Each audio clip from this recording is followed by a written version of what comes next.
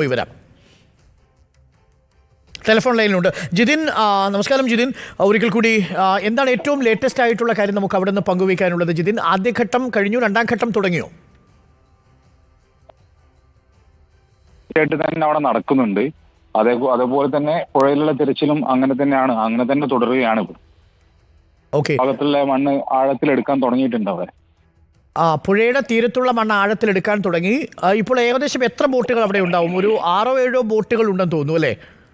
ഈ ഭാഗത്ത് ഇപ്പോൾ 2 എണ്ണമായി കാണുന്നുള്ളൂ. അവരെ താഴ്ഭാഗത്തേക്ക് അവർ സെർച്ചിങ് തുടങ്ങിയിട്ടുണ്ട്. ഉണ്ട്. അത് നമുക്ക് ദൃശ്യങ്ങളിൽ കാണാം, ഞങ്ങൾക്ക് ലൈവ് ദൃശ്യങ്ങൾ കാണാം. NDRFന്റെ ഉണ്ട്, ഒപ്പം തന്നെ നേവിയുടെ 2 യൂണിറ്റുകൾ മറുകര വരെ മണ്ണ് പൊങ്ങിക്കിടക്കുന്ന ഭാഗം കേന്ദ്രീകരിച്ചാണല്ലേ അവർ നോക്കുന്നത് ഇപ്പോൾ? ഭാഗത്ത് ആണ്. ഓക്കെ ജിതിൻ, ശരി. എന്തെങ്കിലും അപ്ഡേറ്റ് ഉണ്ടാകുമ്പോൾ ജിതിനുമായിട്ട് തിരിച്ച് ബന്ധപ്പെടാം. ചെറിയ ഫോണിൽ ബന്ധമുണ്ട്.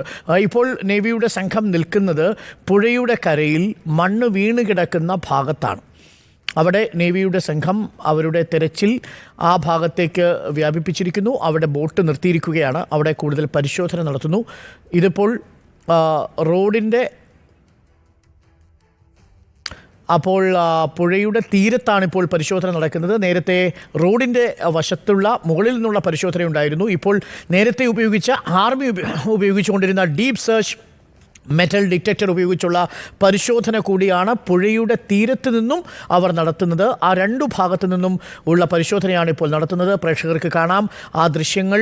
മണ്ണിടിഞ്ഞു വീണ് കിടക്കുന്ന ഭാഗത്താണ് നേവിയുടെ സംഘം നിൽക്കുന്നത്. ഒരു ഭാഗത്ത് ഡീപ്പ് സെർച്ച് മെറ്റൽ ഡിറ്റക്ടർ വെച്ചുള്ള പരിശോധന, മറുഭാഗത്ത് സോനാർ യന്ത്രം വെച്ചുകൊണ്ടുള്ള മറ്റൊരു പരിശോധന, GPR വെച്ചുകൊണ്ടുള്ള പരിശോധന. ഇതാണിപ്പോൾ നേവിയുടെ സംഘം നടത്തിക്കൊണ്ടിരിക്കുന്നത് എന്നാണ് മനസ്സിലാവുന്നത്.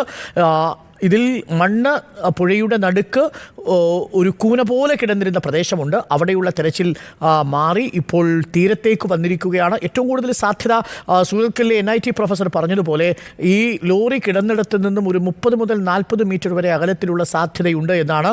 അതുതന്നെയാണ് നമ്മളും സംശയിച്ചിരിക്കുന്നത്. ഇപ്പോൾ ആ ഭാഗത്തു തന്നെയാണ് നിൽക്കുന്നത്.